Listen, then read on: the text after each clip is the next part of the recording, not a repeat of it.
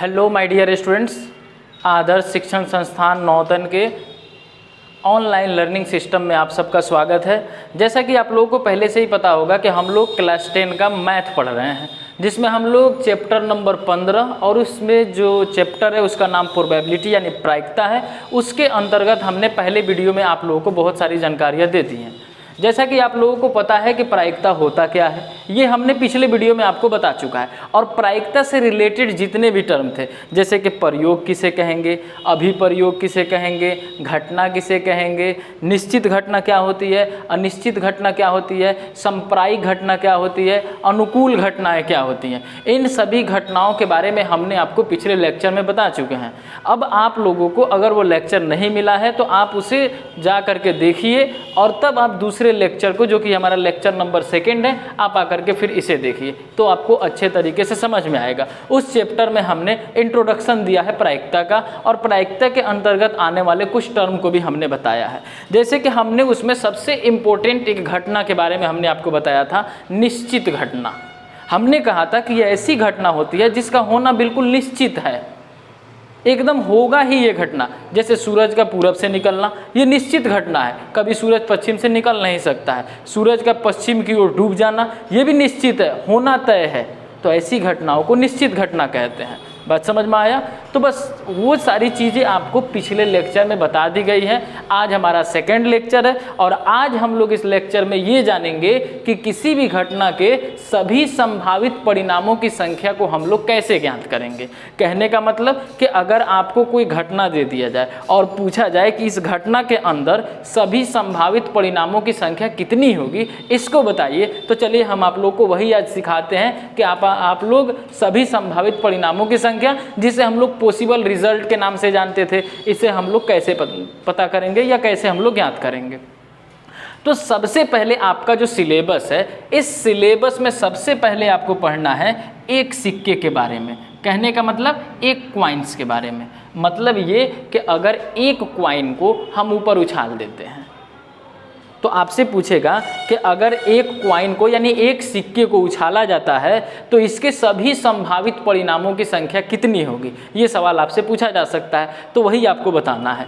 तो चलिए हम लोग इसको निकाल करके देखते हैं। स्टूडेंट्स, हम आपसे पूछते हैं कि अगर हम एक सिक्का ले लें तो एक सिक्के के अगर हम दोनों तरफ देखते हैं तो एक तरफ हमारा हेड होता है और दूसरी तरफ हमारा टेल होता है। अब हम उस सिक्के को उछालते हैं तो उसमें से या तो हेड आएगा और नहीं तो टेल आएगा। दोनों तो एक साथ आ नहीं सकता क्योंकि सिक्के की संख्या कितनी है, 1 है।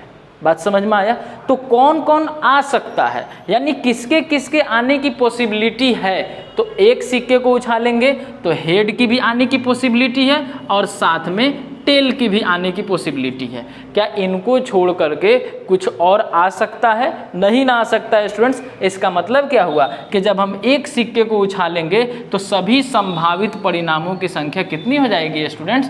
2 हो जाएगी, क्योंकि उस सिक्के को उछालने पर हमें हेड भी मिल सकता है और हमें टेल भी मिल सकता है। ये टोटल कितने हैं? तो 1 और 1 2 हैं। इसका मतलब एक सिक्के को उछालने पर सभी संभावित परिणामों की संख्या कितनी होती है? तो 2 होती है। अब स्टूडेंट्स, आपके बुक में जो दूसरा जो परिणामों की संख्या ज्ञात करने को कहा गया है स्टूडेंट्स, वो आपके लिए 2 क्वाइंस के लिए कहा गया है। हम लोग चलिए अब 2 क्वाइंस के लिए पता करते हैं। अब स्टूडेंट्स, हम बोले कि अगर 2 क्वाइंस हम आपको दे देते हैं और आप उन दोनों क्वाइंस को ऊपर उछालते हैं, और जब ऊपर आप उछालते हैं तो इसके सभी संभावित परिणामों की संख्या बताइए। तो स्टूडेंट्स, अब एक क्वाइंस को हम लोग उछाले हैं तो हमें तो मिला है 2। तो 2 क्वाइंस को उछालने पर हमें क्या क्या मिल सकता है, उसी को हम लोग काउंट कर लेंगे। वही हमारा क्या हो जाएगा? सभी संभावित परिणामों की संख्या हो जाएगी। तो चलिए स्टूडेंट्स, अगर हम 2 सिक्के को एक बार उछालते हैं तो क्या क्या पॉसिबल हो सकता है स्टूडेंट्स? ये पॉसिबल है कि दोनों सिक्कों पर हेड आ जाए। ऐसा बिल्कुल पॉसिबल है। मान लीजिए 2 सिक्के को हमने उछाला, पहले वाले सिक्का पर भी हेड आ गया, दूसरे वाले सिक्का पर भी हेड आ गया। ऐसा पॉसिबल है। एक और स्टूडेंट हो सकता है कि अगर हम लोग दोनों सिक्के को उछालें और दोनों सिक्कों पर क्या आ जाए? टेल आ जाए। ये भी पॉसिबल है स्टूडेंट। बात समझ में आया? अब चलिए, ये भी हो सकता है स्टूडेंट कि पहले सिक्के पर टेल आ जाए और दूसरे सिक्के पर हेड आ जाए। बिल्कुल पॉसिबल है ये भी स्टूडेंट्स। इसके बाद स्टूडेंट्स ये भी हो सकता है कि हमारा पहले सिक्के पर हेड आ जाए और दूसरे सिक्के पर क्या आ जाए, टेल आ जाए स्टूडेंट। अब बताइए स्टूडेंट्स कि क्या इन सब को छोड़ करके कुछ और भी आ सकता है स्टूडेंट्स? तो बिल्कुल नहीं आ सकता। किस केस में? जब हम लोग दो सिक्के को उछाल रहे हैं उस वक्त, या तो दोनों सिक्के पर हेड आ सकता है, ये पॉसिबल है, या तो दोनों सिक्के पर टेल आ सकता है, ये भी पॉसिबल है, या तो पहले सिक्के पर टेल आएगा नहीं तो दूसरे सिक्के पर हेड आएगा, ये भी हो सकता है, या तो पहले सिक्के पर हेड आएगा और दूसरे सिक्के पर हमारा टेल आएगा, ये भी पॉसिबल है स्टूडेंट्स। क्या इनको छोड़ करके दो सिक्के को उछालने पर कोई और पॉसिबिलिटी आपको दिखाई देता है स्टूडेंट्स जो आ सकता हो? तो बिल्कुल नहीं। तो बस इसको आप काउंट कर लीजिए, एक हमारा ये एक हो गया, ये 2, 3 और 4। कहने का मतलब अगर हम लोग दो सिक्के को एक साथ उछालते हैं तो सभी संभावित परिणामों की संख्या कितनी होती है स्टूडेंट्स? तो 4 हो जाती है। आपको ये चीज़ें याद रखनी है। अब स्टूडेंट्स जो हमारा तीसरा केस है स्टूडेंट्स, उसमें हमें 3 सिक्के को एक साथ उछाल देना है। ये आपके बुक का ही है स्टूडेंट्स, ये आपके बुक में ये सारी चीज़ें पढ़नी है। अब 3 सिक्के को एक साथ उछालते हैं और आपसे क्वेश्चन करे कि आप 3 सिक्के को एक बार उछाल दीजिए तो तीनों सिक्कों पर सभी संभावित परिणामों की संख्या कितनी हो सकती है, इसको आप बता दीजिए। तो स्टूडेंट्स हमें उसको जानने के लिए चलिए हम लोग इसका भी पता करते हैं कि इसके सभी संभावित परिणामों की संख्या कितनी हो सकती है। तो स्टूडेंट्स जैसा कि हम लोगों ने इसमें देखा उसी तरह से हम इसमें भी चलेंगे। स्टूडेंट्स ये बिल्कुल पॉसिबल है कि तीनों सिक्कों पर हेड आ जाए, यानी हमने तीनों सिक्कों को एक साथ उछाल दिया और तीनों सिक्कों पर आपको क्या मिल जाए स्टूडेंट्स? हेड मिल जाए। ऐसा तो बिल्कुल पॉसिबल है स्टूडेंट्स। तो चलिए हम 3 हेड लिख देते हैं जो तीनों सिक्कों के लिए है। और दूसरा स्टूडेंट्स कि अगर हम लोग सिक्का को उछालें और तीनों सिक्के पर हमें टेल मिल जाए, ये भी स्टूडेंट पॉसिबल है। यानी पहली बार हमने तीनों सिक्कों को एक बार उछाला तो तीनों पर हेड मिल जाए, ऐसा पॉसिबल है। दूसरी बार हमने फिर सिक्के को उछाला, ये भी हो सकता है कि तीनों सिक्कों पर हमें क्या मिल जाए? टेल मिल जाए, ये भी पॉसिबल है। ये भी हो सकता है स्टूडेंट्स कि पहले सिक्के पर हेड आ जाए और बाकी बचे पहले सिक्के पर टेल आ जाए और बाकी बचे 2 सिक्के पर हेड आ जाए। बिल्कुल पॉसिबल है स्टूडेंट। यानी पहले सिक्के पर टेल आए अब बाकी बचा हुआ जो 2 सिक्का है उन दोनों सिक्कों पर क्या आ जाए? हेड आ जाए। अब इसका फिर उल्टा कर दीजिए, दोनों शुरू वाले सिक्के पर हेड आ जाए और लास्ट वाले सिक्के पर क्या आ जाए? टेल आ जाए। ये भी पॉसिबल है स्टूडेंट्स। ऐसा भी हो सकता है कि पहले सिक्के पर हेड आए, दूसरे सिक्के पर टेल आए और फिर तीसरे सिक्के पर क्या आ जाए स्टूडेंट्स? हेड आ जाए। ये भी पॉसिबल है स्टूडेंट्स। उसके साथ फिर स्टूडेंट्स पहले सिक्के पर टेल आ जाए, दूसरे सिक्के पर हेड आ जाए, फिर तीसरे सिक्के पर भी क्या आ जाए स्टूडेंट्स? टेल आ जाए। ये भी पॉसिबल है। ये भी हो सकता है स्टूडेंट्स कि पहले दोनों सिक्कों पर क्या आ जाए? टेल आ जाए और फिर लास्ट वाले सिक्के पर क्या आ जाए स्टूडेंट्स? हेड आ जाए। ये भी हमारे लिए क्या है स्टूडेंट्स? बिल्कुल पॉसिबल है। तो स्टूडेंट्स अगर हम लोग 3 सिक्के को एक साथ उछालते हैं तो सभी संभावित परिणामों की संख्या में पहला स्टूडेंट्स ये हो सकता है कि तीनों सिक्कों पर हेड आ जाए, दूसरा तीनों सिक्के पर टेल आ जाए, पहले सिक्के पर टेल आए बाकी 2 सिक्कों पर आपका हेड आ जाए, पहले 2 सिक्कों पर हेड आए लास्ट वाले सिक्के पे टेल आ जाए, तीसरे पे पहले पे आपका हेड आए, दूसरे पे टेल आए, तीसरे पर भी हेड आ जाए, लास्ट वाले पे स्टूडेंट्स यहाँ पर पहले वाले पे हेड टेल आ जाए, दूसरे वाले पे हेड आ जाए, फिर लास्ट वाले पे टेल आ जाए, फिर टेल आ सकता है, उसके साथ हेड भी आ सकता है। स्टूडेंट्स इसमें एक और पॉसिबिलिटी है कि पहले हेड आ जाए और बाकी के 2 सिक्कों पर टेल आ जाए। तो 3 सिक्कों को एक साथ उछालने पर स्टूडेंट्स सभी संभावित परिणामों की जो संख्या होती है स्टूडेंट्स वो 8 हो जाती है।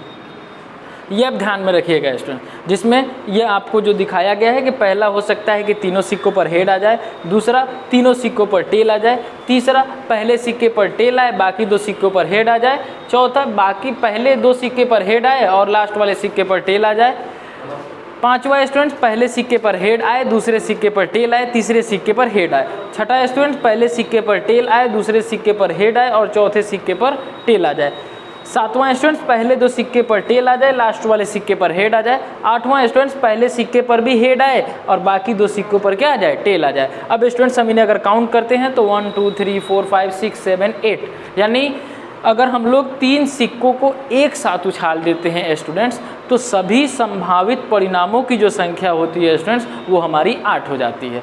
तो स्टूडेंट्स आपसे ये सवाल किया जा सकता है कि अगर हम लोग 3 सिक्कों को एक साथ उछाल दें तो नंबर ऑफ पॉसिबल रिजल्ट बता दीजिए स्टूडेंट्स। तो इस केस में नंबर ऑफ पॉसिबल रिजल्ट कितना हो जाएगा स्टूडेंट? तो हमारा 8 हो जाएगा। अब स्टूडेंट्स आपको पढ़ना है डाइस के बारे में, यानी जो आप लोग लूडो जो खेलते हैं जिसमें पासा जिसको कहा जाता है, उसके बारे में अब अगला केस हमको पढ़ना है स्टूडेंट्स। अगर हमारे पास स्टूडेंट्स मान लीजिए कि हमारे पास एक डाइस है, यानी लूडो का हमारे पास एक पासा है, और आपसे कहा जाए कि अगर हम पासे को एक बार फेंक दें तो इसके सभी संभावित परिणामों की संख्या बताइए। याद रखिए स्टूडेंट्स, पासा एक ही है और उसे फेंकना भी कितनी बार है? एक ही बार है। तो स्टूडेंट्स आप जरा सोचिए कि आप अगर किसी लूडो के पासे को यानी डाइस को अगर आप फेंकते हैं तो इस केस में स्टूडेंट्स क्या क्या आ सकता है, यानी किस किस नंबर के आने के चांसेज हैं स्टूडेंट। तो आप स्टूडेंट समझते हैं इस चीज़ को कि हमारा 1 भी आ सकता है, 2 भी आ सकता है, 3 भी आ सकता है, 4 भी आ सकता है, 5 भी आ सकता है, 6 भी आ सकता है। बिल्कुल आ सकता है स्टूडेंट्स। क्या इनको छोड़ करके कोई दूसरा नंबर आ सकता है? तो नहीं आ सकता, क्योंकि 1 से लेकर के 6 तक की ही संख्याएं हमें किसी लूडो के पासे पे मिल जाती हैं। अब स्टूडेंट्स हमें बताना है इनका नंबर ऑफ पॉसिबल रिजल्ट। तो ये स्टूडेंट्स बहुत आसान है, हम इनको क्या कर लेते हैं? काउंट कर लेते हैं। 1 2 3 4 5 6, टोटल कितना है? 6। इसका मतलब जो नंबर ऑफ पॉसिबल रिजल्ट हो जाएगा वो हमारा कितना हो जाएगा स्टूडेंट्स? तो 6 हो जाएगा स्टूडेंट। बात समझ में आया? तो स्टूडेंट्स आप ये ध्यान रखिएगा कि अगर आपसे पूछा जाए कि एक सिक्के को अगर उछाला जाता है तो नंबर ऑफ पॉसिबल रिजल्ट कितने? तो 2 हो जाएंगे। 2 सिक्के को अगर उछाला जाता है तो नंबर ऑफ पॉसिबल रिजल्ट कितने? तो 4 हो जाएंगे। 3 सिक्के को उछाला जाता है तो नंबर ऑफ पॉसिबल रिजल्ट कितने हो जाएंगे स्टूडेंट्स? 8 हो जाएंगे। अगर एक डाइस को अगर फेंका जाता है तो नंबर ऑफ पॉसिबल रिजल्ट कितने हो जाएंगे? 6 हो जाएंगे। अब इसके साथ स्टूडेंट्स हमें 2 पासे को फेंकने वाली भी घटना को पढ़नी है और उनका भी पॉसिबल रिजल्ट हमें क्या करना है स्टूडेंट्स? पता करना है। तो स्टूडेंट्स आप ये जानिए कि अगर हम 2 पासे को फेंकते हैं स्टूडेंट्स तो नंबर ऑफ पॉसिबल रिजल्ट जो होते हैं स्टूडेंट्स वो हमारे लिए हो जाते हैं 36। ये ध्यान रखिएगा स्टूडेंट्स, अगर हम 2 पासा ले लें यानी 2 हम लोग डाइस ले लें और दोनों डाइस को एक बार फेंक दें तो उस केस में नंबर ऑफ पॉसिबल रिजल्ट की संख्या कितनी हो जाती है स्टूडेंट्स? तो हमारे लिए 36 हो जाती है। अब स्टूडेंट्स हम लोग ये जानते हैं कि अगर 2 पासे को फेंकने पर नंबर ऑफ पॉसिबल रिजल्ट 36 होती है तो ये कैसे होती है? चलिए हम लोग इसके बारे में अब पता करते हैं स्टूडेंट्स। तो सबसे पहले स्टूडेंट्स हम स्टूडेंट्स जो नंबर ऑफ पॉसिबल रिजल्ट अगर 2 पासे को फेंकने पर 36 आती है तो वो कैसे आती है, हम लोग इसका पता कर रहे हैं। अब स्टूडेंट्स वो कैसे होगा हम उसको लिख दे रहे हैं स्टूडेंट्स, और हम जैसे जैसे लिख रहे हैं आप भी बिल्कुल अपने कॉपी में वैसे वैसे लिख लीजिएगा। बहुत आसान है ये 36 कैसे होते हैं, इसमें ज़्यादा परेशान होने की ज़रूरत नहीं है, इनको लिख लेना बहुत ईजी है स्टूडेंट। स्टूडेंट सबसे पहले आपको करना क्या है स्टूडेंट्स? आपको 1 1 1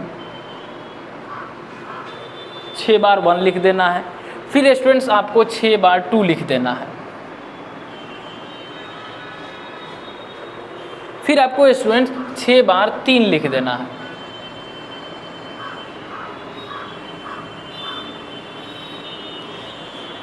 फिर स्टूडेंट्स आपको 6 बार 4 लिख देना है।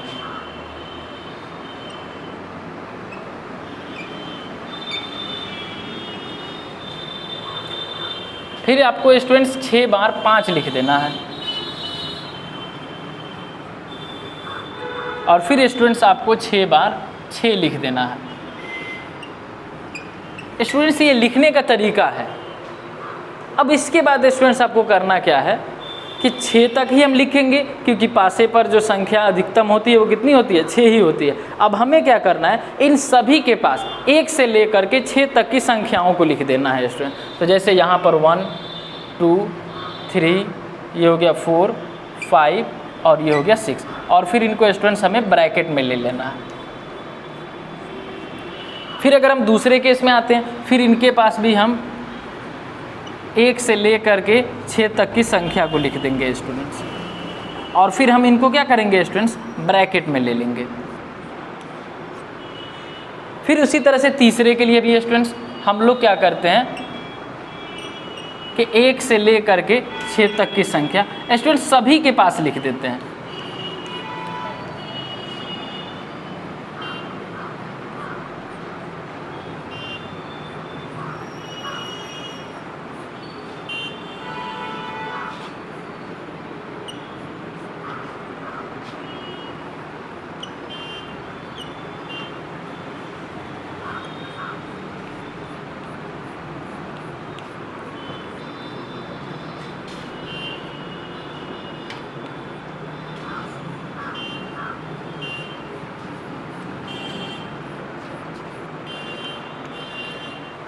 हमने सबके पास स्टूडेंट्स लिख दिया। अब स्टूडेंट्स आप इन्हें काउंट कर लीजिए, 1 2 3 4 5 6 और फिर 1 2 3 4 5 6 मल्टीप्लाई करके देख लीजिए। 6 में 6 से स्टूडेंट्स आपको कितना मिल जाएगा? 36 मिल जाएगा। आप एक एक करके भी काउंट कर सकते हैं। आपको ये जो टोटल हम जो पॉसिबल रिजल्ट लिखे ये कितना आया स्टूडेंट्स?